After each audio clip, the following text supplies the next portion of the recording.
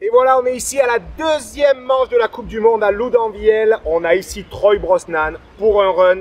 de practice. C'est parti, il faut savoir que dans la start gate, c'est super important d'avoir un coup de pédale super explosif parce que pendant pas mal de secondes, on ne va pas toucher les freins. On attaque ici dans les sauts où il faut être super précis avec des placements qui seront au top du top, arriver à enchaîner pour vraiment se placer avec un maximum de vitesse en gardant une belle charge d'appui ici, arriver sur le double où on va voir enfin le premier freinage dans des placements dans les dévers ici pour retrouver un relâchement de frein super important. On est régressif, on réouvre et là pareil pendant beaucoup de secondes on va se retrouver dans ce secteur hyper rapide où on ne va pas toucher les freins. On enchaîne le saut en aveugle, on garde bien la position aéro, on se retrouve dans ce premier secteur avec un profil de piste qui est assez plat, où garder la vitesse va être vraiment important. On va voir les pilotes être très fins, comme des chats dans chacun des appuis pour arriver à garder un maximum de fluidité et de rondeur.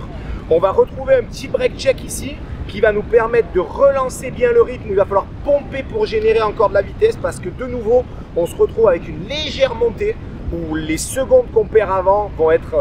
dramatiques si on n'arrive pas à enchaîner ce passage de la meilleure des manières. Et là, pareil aéro, on va se retrouver avec 3 doubles d'affilée, un placement sur l'extérieur pour arriver à recouper sous les trous, un enchaînement de hoops, c'est le fameux saut en hip qu'on retrouve ici que Troy ne fait pas pour optimiser le placement à gauche et rester assez haut à droite en recoupant la ligne, un gros freinage pour ouvrir la trajectoire et relâcher les freins très tôt sur le plat.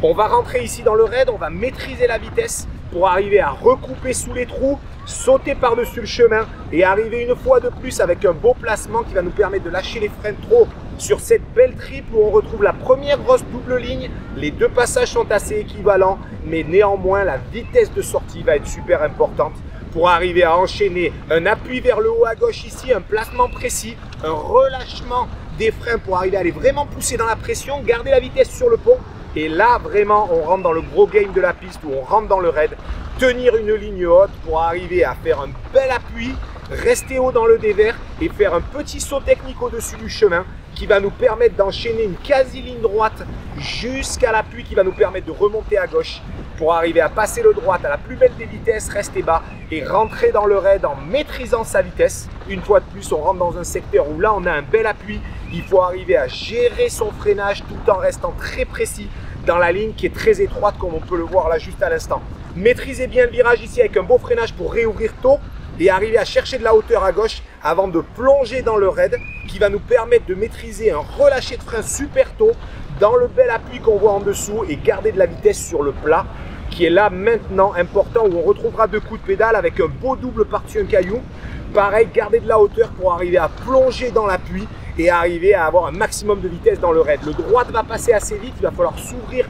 pour aller enchaîner le gauche avec un maximum de rythme et bien se placer dans ce mini bois et relâcher les freins très tôt où on va retrouver un secteur où on se retrouve avec toute une lignée de saut où on ne touche pas les freins pour aller chercher le mur d'arrivée. On est à 3 minutes de course, les pilotes sont cuits, la lucidité est vraiment difficile. Il faut arriver à vraiment bien tenir les guidons dans cette dernière partie raid, engager et arriver à faire le saut avec un maximum de précision jusqu'au petit tabletop qu'on revoit ici pour arriver à aller chercher un bel appui et une superbe arrivée ici pour ce run à Loudanviel ce week-end.